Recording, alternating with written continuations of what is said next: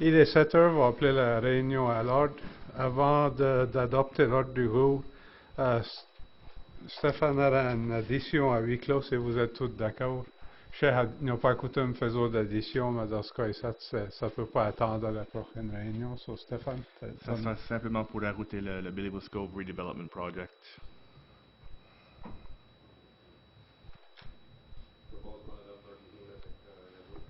Proposé par Brian, appuyé par Danny, tous en faveur indiquant disant oui. Quand motion adoptée, noté des déclarations de conflit d'intérêt. Sinon, au point de présentation de soir, nombre 4, adoption des procès-verbaux des réunions suivantes. 4.1, le 20 janvier, la réunion régulière du Conseil, noté des erreurs ou des omissions.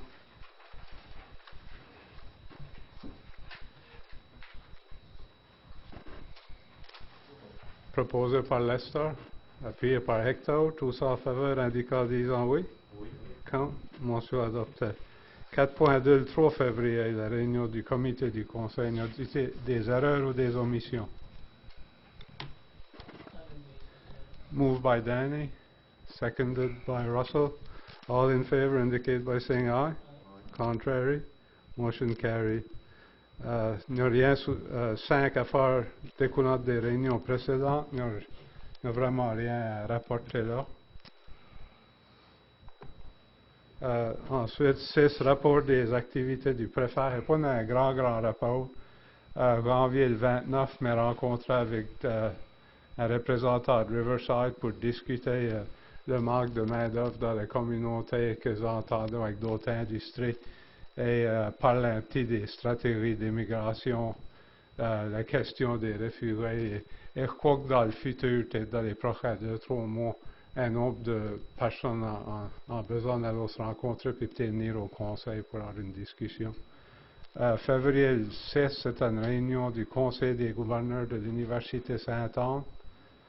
Février le 9, avons rencontré, moi et Stéphane avons rencontré notre député Colin Fraser pour discuter les priorités municipales, l'affaire Hall, le phare à Cap-Sainte-Marie, les programmes d'infrastructure et nous avions aussi des questions pour nous autres en termes de la fête du Canada 2017, qui est une discussion qu'il faut que le Conseil ait peut-être dans les mois à venir. Puis février 17, qui était un matin, il y avait une rencontre à la municipalité de Digby. C'était la ville, la municipalité de Digby et nous autres pour écouter une présentation de la RRC qui a fait leur RCMP Policing Review que la municipalité avait demandé pour et que par après la ville et la municipalité aussi avaient demandé pour une review. Ça qu'ils ont fait, ils ont fait les reviews ensemble, puis là ils ont gardé un regional model. Alors, je crois qu'en discutant, moi et Stéphane, je crois que tu es à la prochaine réunion, mais ce que Stéphane et Johannes de mettre nos notes comme une PowerPoint en papier, là, peut-être passer à travers de ça. Mais en grande ligne, c'est que ça qui a été dit, c'est que le workload de la VRC du point de vue avec la municipalité de Clare, c'est pas une grosse workload peut-être comparé à d'autres, mais la réalité, pour avoir du coverage nécessaire pour la municipalité, avoir le bon nombre de demandes, ça prend un minimum de 5 frontline pour pouvoir couvrir la municipalité essentiellement 6 jours par semaine, 24 heures par jour. En disant ça, il a fait les mêmes choses pour la ville et la municipalité. Mais ça, sans aller dans tous les détails, je crois que ça qu'il a gardé, c'est faire plus de travail et examiner plus proche que sa chambre. Disons, c'est Clare, Yarmouth, gardera du regional policing, Clare, Digby, la Réunion, Ourin, restent ensemble. Les 3 municipalités, on ne peut pas prendre de décision sans encore sa chambre. C'est essentiellement, on tout dit que tu es d'accord qu'il fait plus de travail, puis là, qu'il venir back au conseil, puis qu'il présente ça à chaque conseil pour, avec des détails. Stéphane, vous voulez ajouter? Non, je pense que c'est un bon sommaire, sans rentrer dans toute la présentation. Je dis que ça résume assez bien la discussion de la matin. Oui, ça peut-être au comité du conseil, feront des copies de la présentation, puis auront une plus grande discussion autour de ça. Mais en grande ligne, c'est ça qu'ils ont présenté un matin. Je pense qu'il y a des questions. Et ça essentiellement, c'est mon rapport. Une question. Oui. Une question qui pourrait intéresser, je ne sais pas si tu la réponds tout de suite, mais ils disent que le minimum requiert, ce sera 5. Comment est-ce qu'il y en a comment est-ce qu'on paye pour? Je sais qu'on a vraiment le plein complément de Ouais. ça qu'on paye pour. Fait quand je dis 5, c'est chose 7, mais je dis front line, c'est 5. Mais là, tu as le sergent, puis là, ça, c'est plus de l'administration, ça. Essentiellement, ils sont venus back, puis ils recommandent à vos bon nom. Mais en même temps, ils avouent que peut-être le workload est point si grand que peut-être à d'autres endroits. Et peut-être un autre statistique que moi je trouve intéressant, c'est quand ils regardent la comté de Digby entière, Clare représente 30% de la crème. Ça veut dire 30% de quel point haut c'est que tu penses. So, moi je trouvais que ça c'était intéressant et tout. Et puis cette année, c'était une année qu'on avait un haut taux de Oui, criminels. ça c'était pour 2013-14, ça pas après 2015. Okay. L'étude, ça a changé les noms. Ben, Brian? Je sais qu'on va encore discuter peut-être au comité du conseil, mais je crois que la question que le public se demande, c'est pourquoi quand la population était plus haute, il y avait moins de membres de RRC. Il y a un temps qu'il y en avait seulement 6. Puis là, dans le temps que Sergent Lacroix était sergent, il avait demandé pour augmenter notre budget pour un autre membre. Ouais. Mais si vous en souvenez à ce temps-là, c'est que tu regardes le coverage, là, c'est que moi, souvent, ça fait un élan de ça. C'est qu'il n'y avait personne, essentiellement, il n'y avait personne on-call. Les fins de semaine, quoi que c'était jusqu'à 4 heures, de 4 heures du matin jusqu'à 6h30 du matin. Puis la semaine, c'était à 2 heures du matin jusqu'à 6. Comme avec quand on additionnait un membre, essentiellement, ça nous a couvert 24 heures par jour. C'est ça la différence. Oui, il y avait plus de crème les soirs, ça c'est vrai. Ça, c'est le même qu'ils l'ont.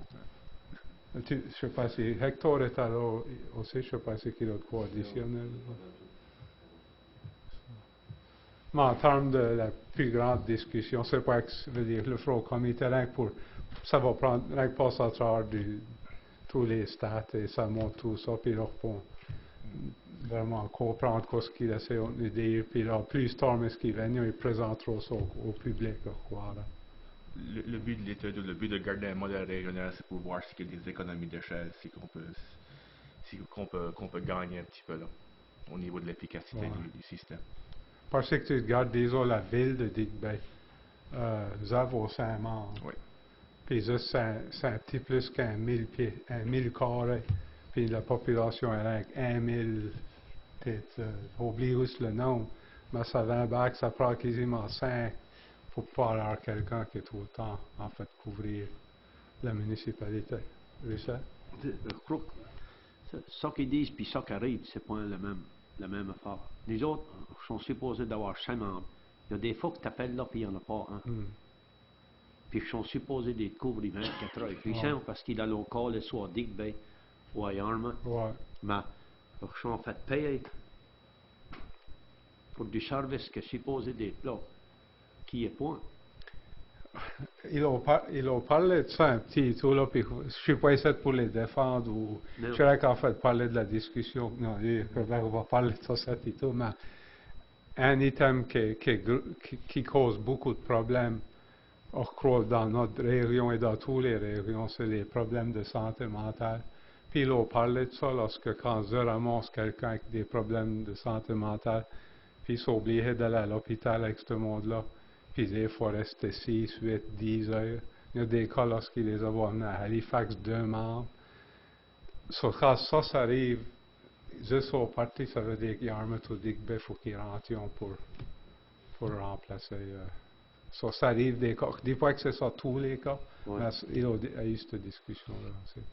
Parce que c'est souvent que ça arrive. Oui.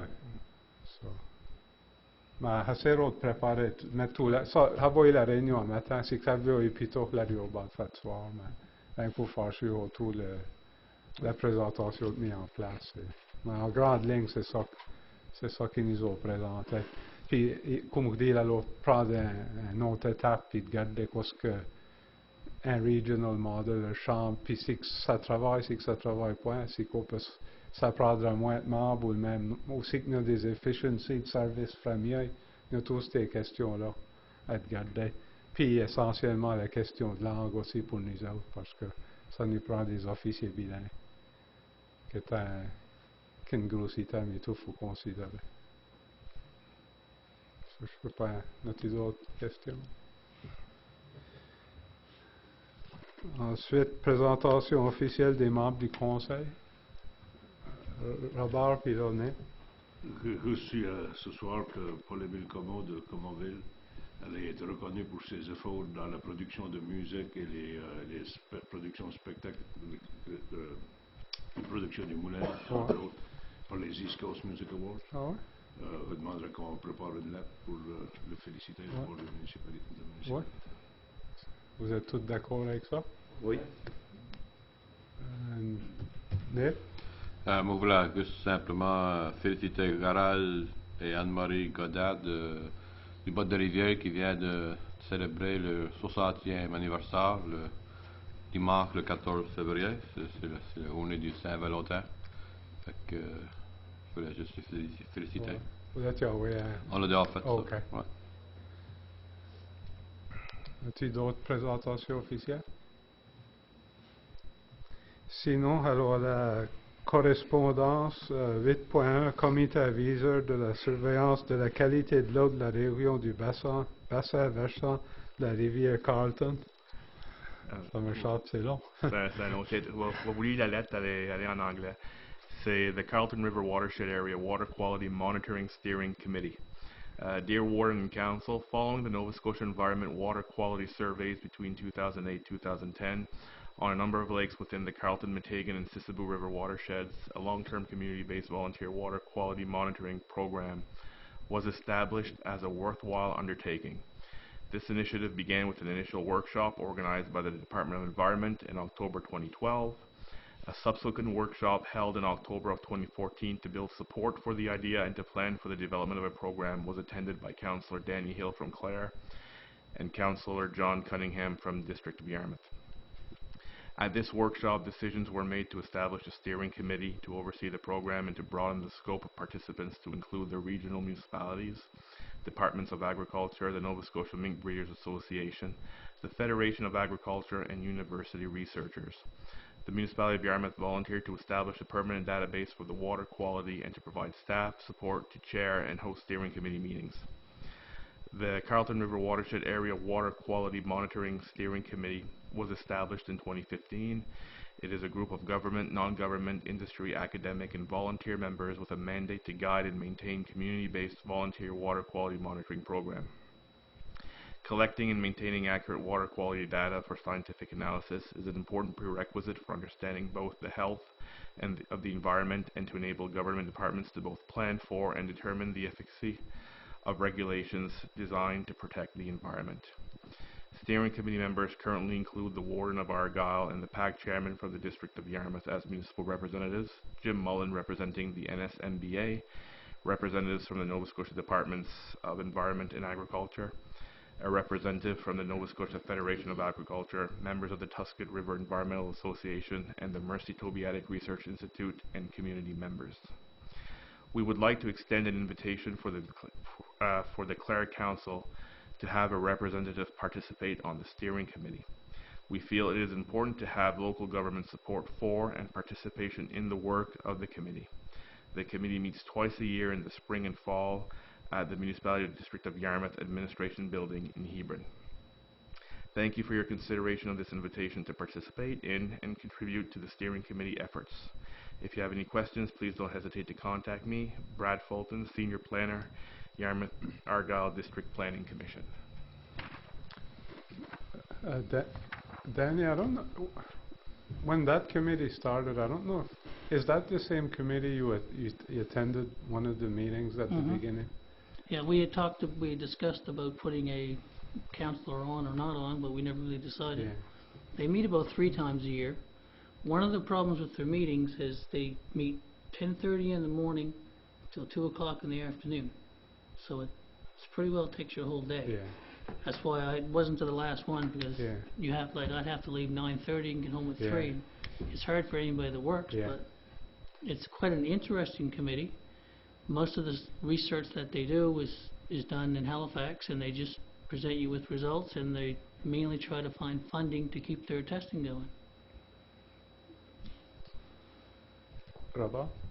Would it be necessary that it be a councillor that represents the region? Could we nominate, send a staff member, and that could inform council of the proceedings? I think they want an I think they want an elected official on there because Roland DeVoe, see the guy that was Salmon River? Yeah. Yeah, he was on it. He attended some of the meetings, but I don't even know if he attends them anymore.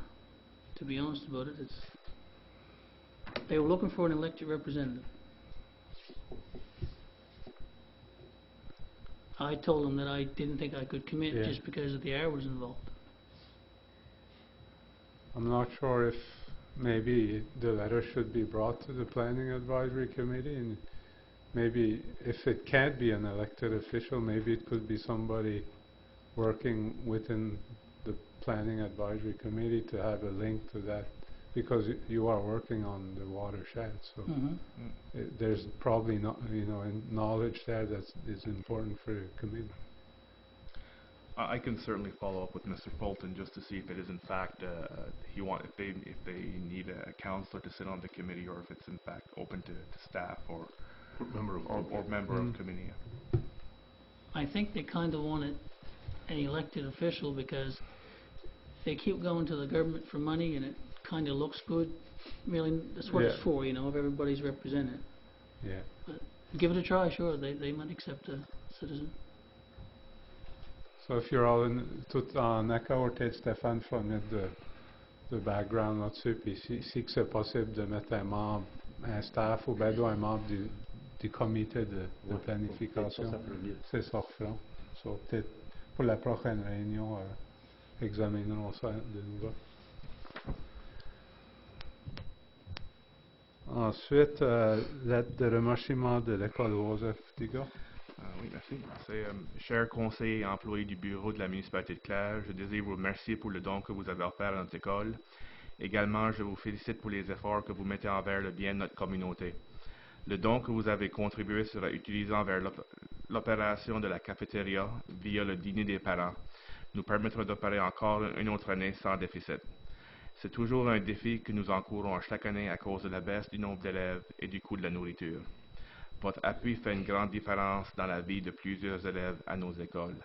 Veuillez agréer, mesdames et messieurs, l'expression de mes sentiments les plus distingués. Victor Godet, directeur École Joseph Diga. C'est bien.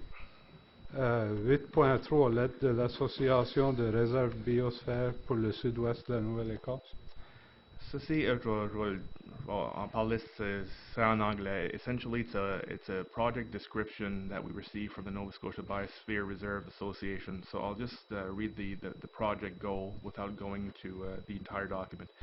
The project goal is to develop and support an online interactive GIS, which is Geographical Information System, based science atlas used by desktop computer and smartphone tablet technology, which provides access to information and data on biophysical characteristics and climate for the southwestern Nova Scotia region.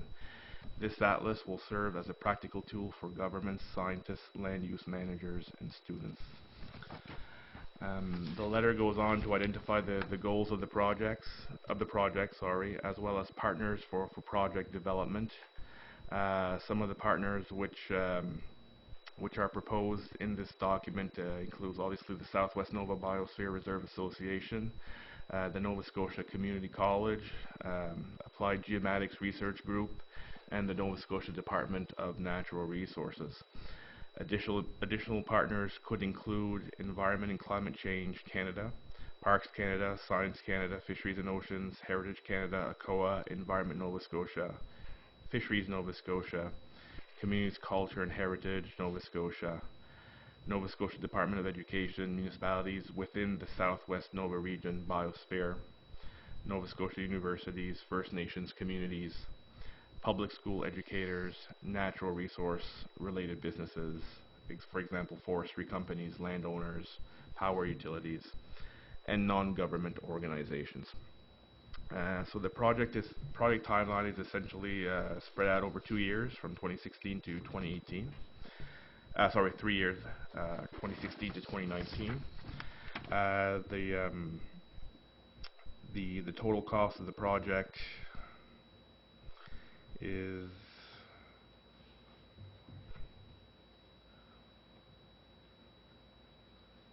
just under $300,000.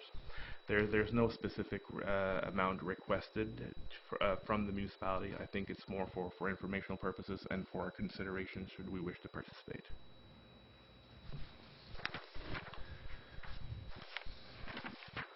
Robert? I think this would be a good example of the type of project that if they do make a request for us to participate, that before it comes back to us, that your community development department do an analysis. Yep. What does it link up with other stuff that we're doing in tourism development or otherwise, and is there whether it's worthwhile? So I think that would be a good exercise to go through before we look at it again. Êtes-vous tous d'accord avec ça? Peut-être que... OK, so tu vas prendre ça en main. Oui. Ensuite, rapport du directeur général. Stéphane? Merci, Monsieur le Préfet. Juste pour commencer, juste faire peut-être un sommaire assez rapide de quelques dossiers qu'on travaille sur à l'heure actuelle. Juste une petite mise à jour du Metegan Sanitary Sewer System Extension. Essentiellement, le projet est essentiellement complété. On a la ligne téléphonique et l'autodialer ont été installés. Ça arrive maintenant simplement de programmer l'autodialer. Puis ça, c'est cédulé pour arriver le 22 février. Une fois que ça c'est fait, la lift station, on peut essentiellement la mettre en marche. La plug et la switch que je vous ai mentionné à la dernière réunion pour nous permettre de brancher la génératrice au système, on ne l'a pas reçu encore, mais on s'attend à la recevoir cette semaine. Pour l'installation, ça va prendre environ une journée. Il faudra fermer la lift station pour une journée si elle est opérationnelle. Mais on a suffisamment de capacité dans les réservoirs qu'on a là que si on la ferme pour une journée, ça va rien impacter. Puis encore une fois, il va rester un peu de landscaping pour finir le projet. Ça va arriver au printemps. Le Metegan Sewer Treatment Plant Sludge Dewatering, ce projet-là avance, mais ils ont pris un peu de retard. Présentement, les ingénieurs sont en train d'essayer de déterminer c'est quoi la taille des geotubes qu'on a besoin pour le site. Une fois qu'on sait quelle grandeur de geotube qu'on veut, que c'est quoi l'idéal pour notre système, de là, on pourra déterminer c'est quoi les dimensions pour la slab de ciment qu'on va construire pour remplacer les couches de sable qu'on a là à l'heure actuelle. Pour ce qui est de la soumission des documents de construction, on pense que ça va être complété vers la mi-mars, alors quelques semaines plus tard que prévu, mais que le progrès sera encore en mesure de se démarrer au printemps 2016. Pour la Pointe-à-Major, Acker et Doucette Surveying Limited ont complété leur travail pour vraiment identifier l'information topographique pour le site. Il inclut l'emplacement des frontières pour chaque lot de terre, ainsi que les droits de passage pour le chemin existant ou le right-of-way pour le chemin. On a une réunion, Conseil Doucet, moi-même, hier soir avec des représentants des résidents de la Pointe-à-Major, simplement pour discuter du projet, où est-ce qu'on était rendu à l'heure actuelle, c'était quoi le progrès qu'on avait réalisé à date, c'était quoi nos plans pour les semaines et les mois à venir. Oliver Browning, notre ingénieur qui travaille sur le projet, était également présent à la réunion. Essentiellement, on a discuté l'emplacement des deux droits d'usage ou des easements qu'on a besoin pour l'eau. On a parlé du cul-de-sac qui est proposé pour le bout du chemin, le nivellage ou le grading, ainsi que les canaux qu'on a besoin tout au long du chemin, et l'échéancier pour compléter tout ce travail-là. En gros, je dirais, puis Conseil du CEP pour me corriger si je me trompe, mais je pense que les résidents qui étaient ici hier soir ont apprécié la réunion. Puis je pense, en allant de l'avant, on va garder ces lignes de communication là, ouvertes et essayer de travailler ensemble pour faire sûr que tous les résidents le long de ce chemin-là sont gardés informés du programme. Au niveau de l'échéancier pour ça, encore une fois, on s'attend que les soumissions sortiront, les documents de construction sortiront vers la mi-mars, entre la mi et la fin mars. Et le but encore, c'est que la construction débute durant le printemps 2016. On estime environ 3 mois pour compléter le projet. Et au niveau du coût du projet, ça c'est une des questions que les résidents avaient hier soir. On ne sait pas le coût encore. Même l'ingénieur a dit c'est trop tôt dans le projet pour vraiment fournir un estimé valide. Mais que la soumission et les documents de construction soient prêts, eux autres vont nous fournir leur opinion sur qu'est-ce que le projet pourrait coûter, juste pour quand on reçoit les soumissions des contracteurs, qu'on ait une idée de à quoi s'attendre. Puis je pense que les résidents hier soir étaient contents avec ça. Le centre médical, si vous vous rappelez, à une de nos dernières réunions, on avait discuté d'écrire une lettre d'intention à Train pour les inviter à garder les problèmes qu'on a à l'heure actuelle avec notre système de chauffage. La lettre a été rédigée et envoyée. 2 employés de Train ont visité le centre. On fait une visite préliminaire du centre avec notre inspecteur des bâtiments, Arnold Como, le 1er février. Essentiellement, c'était vraiment pour cueillir de l'information sur le système actuel, la capacité des panneaux électriques, la consommation d'électricité, pour essayer de déterminer que si on avait suffisamment de capacité pour un système supplémentaire pour le chauffage. C'est quelque chose qu'on n'a pas à l'heure actuelle. On n'a pas de système supplémentaire, l'intention c'est d'en installer un. Il y a également des problèmes spécifiques à chaque chambre, à certaines des chambres à l'intérieur du centre. Alors c'était pour essentiellement déterminer c'est quoi les chambres et essayer d'isoler les causes spécifiques. Il va y avoir une étude plus approfondie du système de chauffage et des contrôles, puis ça veut dire une autre visite des employés de Train. On n'a pas une date spécifique pour ça encore, mais c'est quelque chose qui nous assure qu'il va arriver sous peu.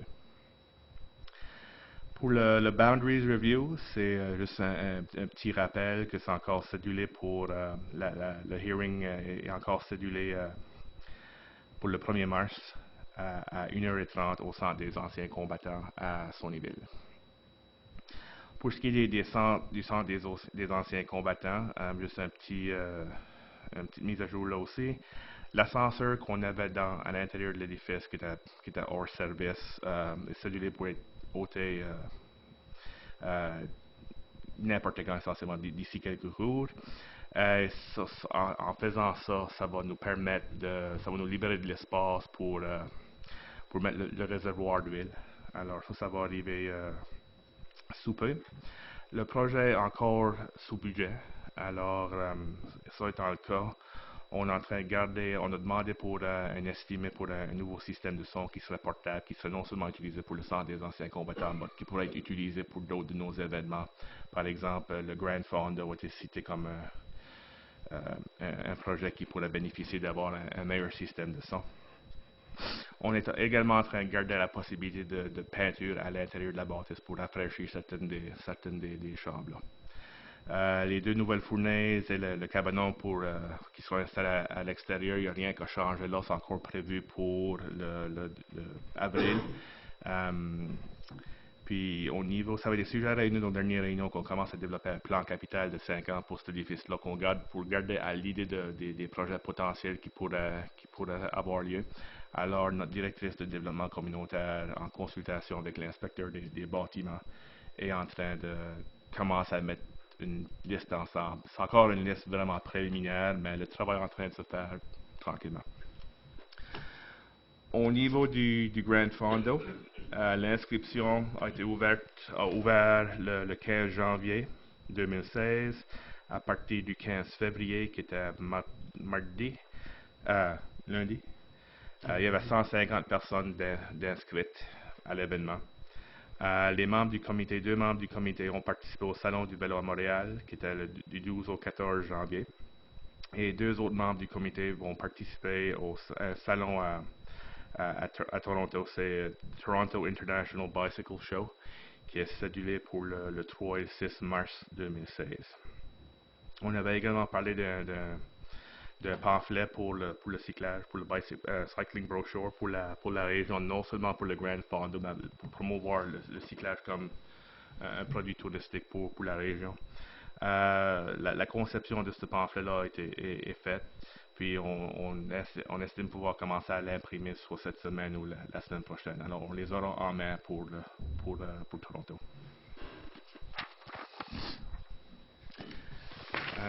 Les lumières sur John Thibodeau Road, on avait également parlé de ça. On avait été approché par Riverside, si vous vous rappelez, pour mettre des lumières sur cette rue-là. On a parlé avec Nova Scotia Power et ils ont visité le site le 29 janvier 2016. Ils sont en train de proposer une lumière sur tous les 2 poteaux pour un total de 6 lumières. Ils sont censés faire un suivi avec nous autres pour nous laisser savoir quand est-ce que l'installation allait avoir lieu. Tout ce qu'on sait maintenant, c'est qu'ils ont dit qu'ils vont nous appeler avant le 29 février pour nous parler plus longuement de ce suivi-là et des détails. Alors, présentement, on est juste en attente. Il y a quelques autres dossiers, comme vous savez, que je suis engagé dedans, mais étant donné la nature des dossiers, c'est quelque chose que je préfère vous en parler à huis clos. Si on regarde ici à l'interne, à la municipalité, juste vous donner une petite mise à jour sur le travail qu'on fait ici à l'interne. Notre équipe de gestion, notre management team a eu sa première rencontre le 10 février. On a établi en termes de références pour le comité, puis je pense que si vous en avez reçu des copies comme partie des documents qu'on vous a fournis avant la réunion. Ça, c'est simplement à titre d'information pour vous donner une idée de c'est quoi le mandat du comité, c'est qui les membres du comité, et qu'est-ce qu'on vise en termes d'objectifs. On est également en train de travailler sur un programme de gestion des salaires qui comprend vraiment des nouvelles descriptions d'emploi, une évaluation des postes, une évaluation de la performance des employés qu'occupent ces postes-là et les échelles salariales. C'est tout compris dans ce programme-là. Une politique de gestion correspondante sera présentée sera présentée et recommandée au Conseil à la prochaine réunion du comité en Conseil le 2 mars. C'est ça l'intention en tout cas. Au niveau des communications, si vous vous rappelez bien, on avait établi un autre comité à l'interne, un comité de communication. Ce comité-là s'est rencontré le 2 février et encore une fois le 15 février. Le focus du comité, c'est vraiment pour améliorer et moderniser notre site web et où possible améliorer notre présence sur les médias sociaux. Le développement de nouveaux contenus c'est une priorité du comité. Également, quelque chose que le comité est en train de travailler dessus, c'est le développement d'une politique pour les employés, pour les médias sociaux. Notre présidente, Jessica Wilson, a développé une ébauche d'une politique. C'est quelque chose qu'on est en train d'examiner à notre comité maintenant. Et une fois que notre comité a eu chance à la réviser, la travailler un petit peu, j'aimerais pouvoir inviter Jessica pour venir la présenter au comité, au conseil. Bylaw review, c'est quelque chose qu'on travaille dessus continuellement. À l'heure actuelle, je suis en train de rédiger une bylaw pour l'approvisionnement, une procurement bylaw. Land use, dangerous and unsightly et dog bylaws sont encore des bylaws prioritaires qu'on espère pouvoir travailler dessus dans les semaines à venir. Au niveau des réunions que j'ai participé dedans, récemment, il y avait la Police Advisory Board avec Conseil Thibault et Conseil Doucet le 1er février. Je me rencontre avec Richard Landry pour faire une entrevue pour le courrier le 1er février, puis ça sorti dans le courrier dans l'édition du 5 février. Waste Check à Yarmouth le 8 février, je me rencontre avec Gus Green et Amy Hilliard, je pense. Comme le préfet a mentionné, une rencontre avec notre député Colin Fraser. Daniel Godet représentant des pompiers de Saint-Bernard, juste pour qu'ils me donnent une mise à jour du projet. Et ça a eu lieu le 11 février. J'ai eu des discussions, une rencontre avec Brianne Leblanc de l'APK aussi le 11 février. Semblable à la réunion avec M. Fraser, c'était simplement pour lui donner laisser savoir c'était quoi les projets qu'on travaille dessus à l'heure actuelle, c'était quoi nos priorités pour l'avenir, y avait-il des opportunités de collaboration là, est-ce que les autres, il y avait qu'est-ce que les autres jugeaient prioritaire, est-ce qu'il y avait des initiatives qui s'en venaient au niveau fédéral, surtout à travers l'APK, qui seraient peut-être d'intérêt pour la municipalité. Les résidents de la Pointe-à-Major, comme hier soir, comme j'ai déjà souligné, et le Police Resourcing Study Presentation de ce matin. Et finalement, juste les quelques réunions qui s'en viennent d'ici les prochaines 2 semaines. Je me rencontre avec WasteCheck ici à la municipalité le 22 février. Puis ça, c'est juste à titre d'info, comme pour pouvoir reviser les dossiers et les programmes que WasteCheck a. C'est surtout plus pour me familiariser moi-même avec l'organisation. Robert Frost de Nova Scotia Municipal Affairs, on se rencontre ici à la municipalité le 24. L'AMA, qui est l'Association of Municipal Administrators, la rencontre régionale va avoir lieu le 10 mars. Et finalement, le tax sale municipal qui va avoir lieu le 12 mars, qui est un samedi. Et ça, c'est tout pour mon rapport. Brian? Pour le règlement de chiens, aussitôt qu'il y a du travail de faire, c'est pour du communiquer ça avec le comité, de bylaw comité? Oui, absolument. Présentement, ça, c'était un des dossiers qu'on avait identifié comme étant prioritaire, puis on avait consulté avec notre avocate.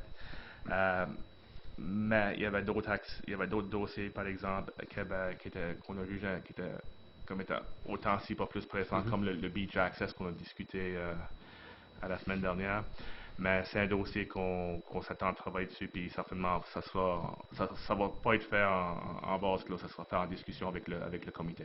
C'est ça que je me demande à marcher. Yeah. D'autres questions?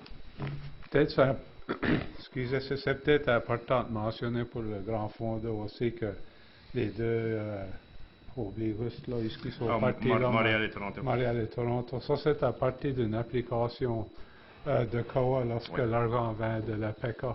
C'est à partir d'un plus grand programme, puis la PECA paye pour envoyer à ces conférences-là. So, vous voulez faire que ça soit clair au public que ce n'est pas la municipalité qui paye, que c'est à partir du plus grand programme payé par la PECA.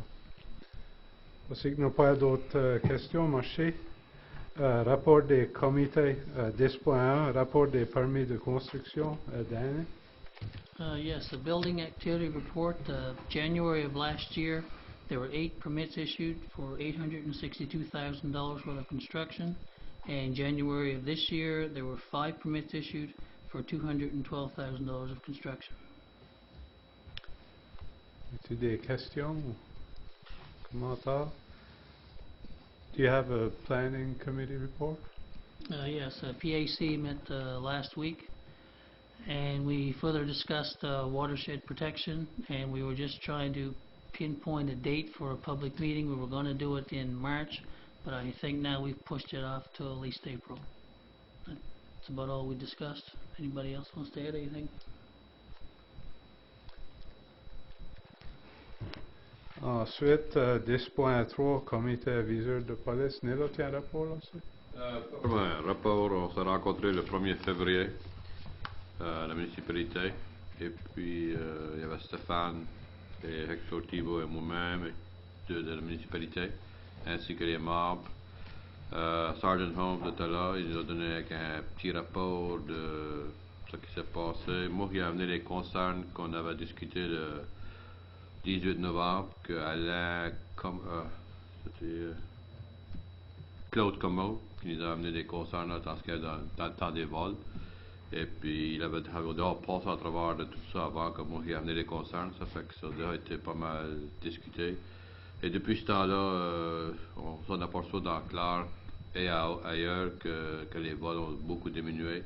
Il a ainsi dit que à peu près 85% de les vols venaient de cette personne qui l'ont attrapé. Dans le côté de Digby, Annapolis, Saint-Jean et Clare. Ça fait qu'on s'en aperçoit. Il y a une nouvelle constable qui s'en vient.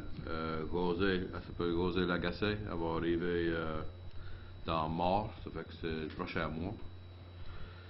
C'est à peu près tout ce que j'ai à rapporter avec ça, moi. Y a-t-il des questions? Lester? Y a-t-il le sujet d'école qui avait été mentionné? Ouais. Ça concerne pour visiter les écoles plus souvent. Ouais. J'ai mentionné ça.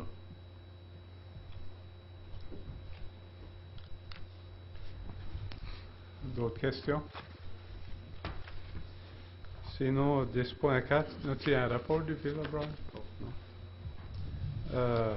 10.5, waste check. Stéphane, avais-tu de quoi rapporter de la réunion? Ah non, il n'y avait pas un quorum pour la réunion, alors c'est la réunion même a été annulée. Ensuite, alors la 11 nous fait les affaires. Motion, deuxième lecture du règlement municipal concernant le directeur général, règlement numéro 35. Avons pas eu de soumission du public ou des objections sur ce que... On n'a pas reçu aucune objection. So, en disant ça, ça prendra une motion pour adopter le bylaw. Quelqu'un qui va faire la motion? Rabat? Je propose que la municipalité du district de Clare fasse la lecture du règlement numéro 35, un règlement municipal concernant le directeur général, et que ce règlement soit lu en entier pour la seconde et dernière fois, promulguant le règlement municipal. Le règlement concernant le directeur général. Quelqu'un qui appuie ça? Avant d'aller à la vote, faut que ça soit lu en entier, mais C'est présenté en entier. Oui, présenté en entier. Peut-être que ça devrait être, la motion devrait être modifiée avant la vote. En disant ça, a-t-il de la discussion sur la motion? Sinon, tous en faveur, indiquant en disant oui. Oui. Quand? Motion adoptée.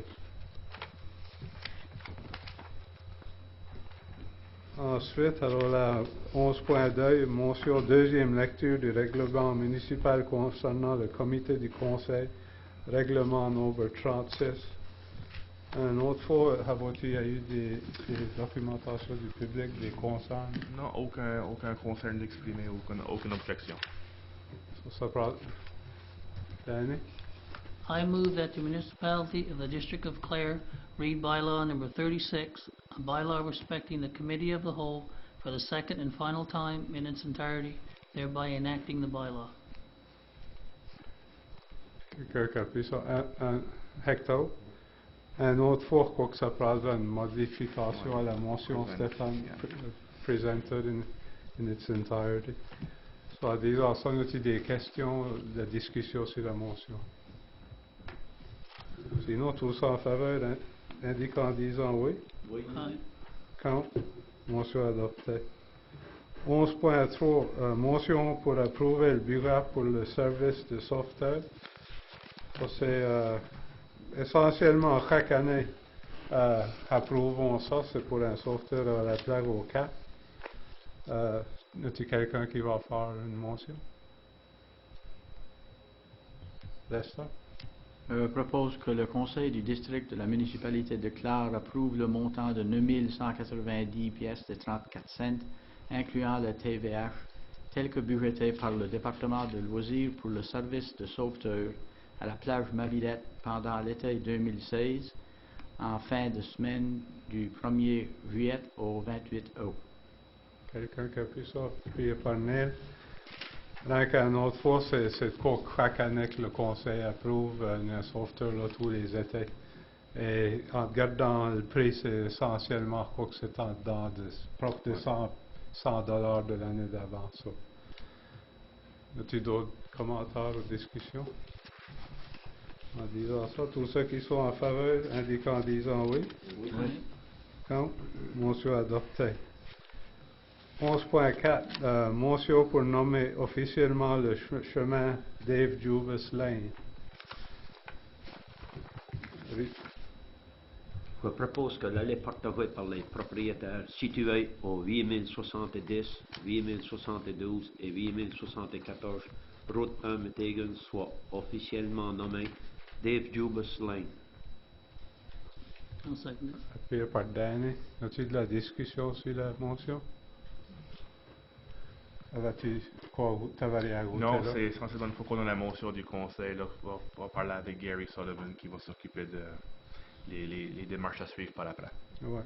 Et avant, je sais que c'est pas spécifique à la motion, mais ça va faire avec la motion que j'ai mentionnée la dernière fois, qu'éventuellement il faudra garder une politique.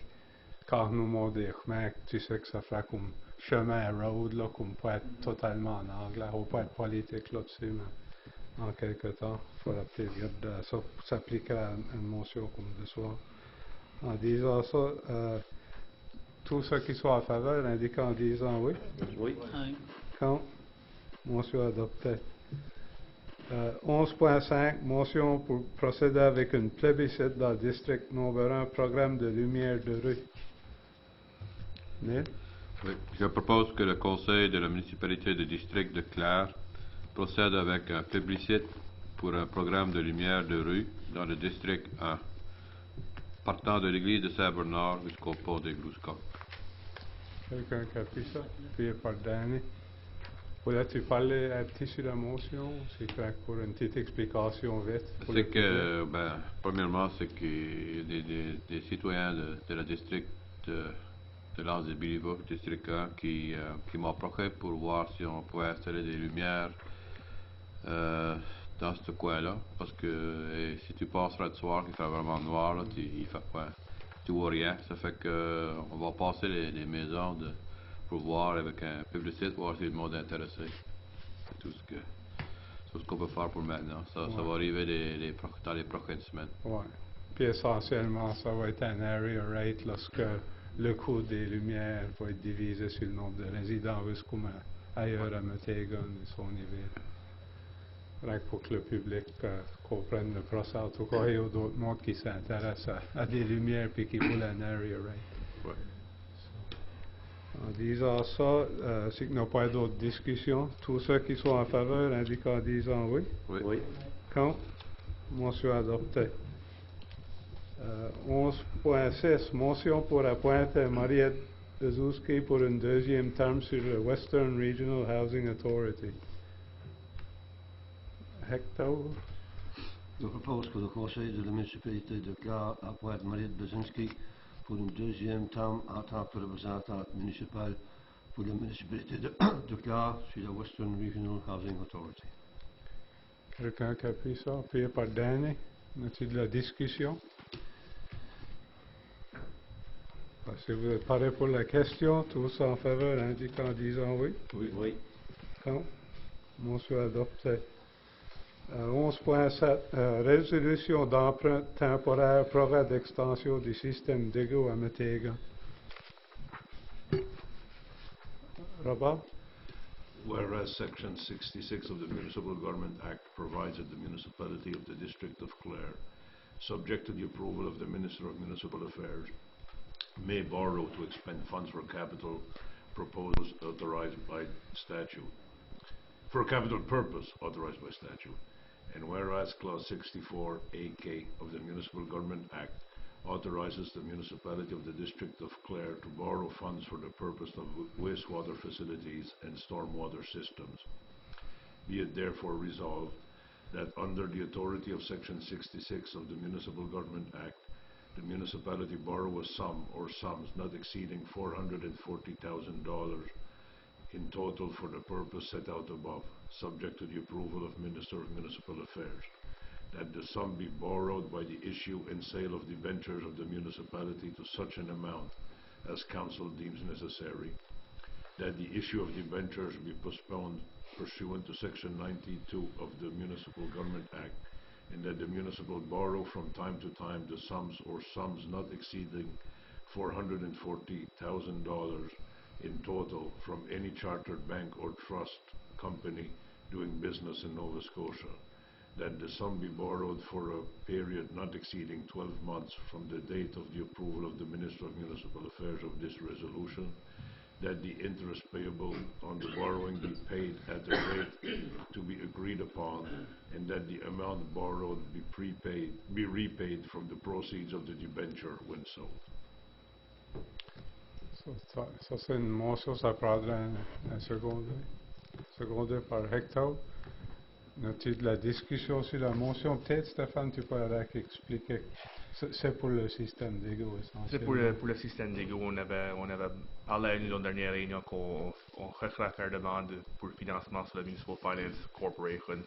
La borrowing resolution ici, c'est des premières étapes de ce processus-là. Essentiellement, c'est pour communiquer nos intentions à la corporation pour emprunter le montant, dans ce cas-ci, de 440 000 $. As-tu des questions, de la discussion sur la motion? La résolution? Sinon, tous en faveur indiquant en disant oui? Oui. Contre? Motion, résolution adoptée. 11.8, motion pour appointer la directrice de scrutin. On n'a pas de copie. Lester? Je propose que le Conseil de la municipalité du district de Clare appointe Pam Doucet en tant que directrice de scrutin pour les élections municipales 2016. Quelqu'un a copié ça? Oui. Russell, appuyé par Russell. Comme vous savez, cette année, c'est l'année des élections municipales. C'est Pam qui l'avait fait la dernière fois, elle avait fait un vraiment bon job. Et en disant ça, je suis content qu'elle a décidé de le faire une autre fois. As-tu de la discussion, des commentaires sur la motion? Questions? Tous en faveur en disant oui? Oui. Contre? Motion adoptée. 11.9, octroi pour les organisations 2016-2017, Stéphane? Ouais, simplement, c'était juste pour, comme vous savez, on a commencé à recevoir des questions du public par rapport à c'est quand qu'on va ouvrir, quand on va commencer à accepter des demandes d'octroi pour 2016-2017. J'ai eu des discussions avec la directrice des finances et la directrice du développement communautaire. Et ce qu'on propose, c'est commencer d'accepter les demandes à partir du 1er mars 2016 jusqu'au 15 avril 2016, donner environ 6 semaines au groupe de nous soumettre leurs demandes.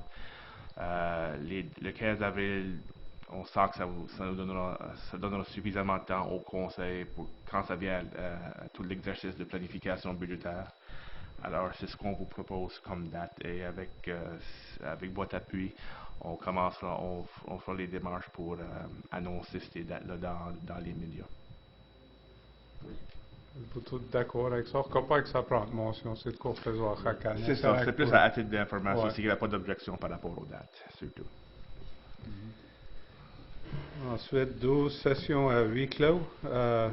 Avant de faire ce que je pourrais soulever, Oui, c'est pas pour ouais. dire qu'il n'y a pas de motion avec.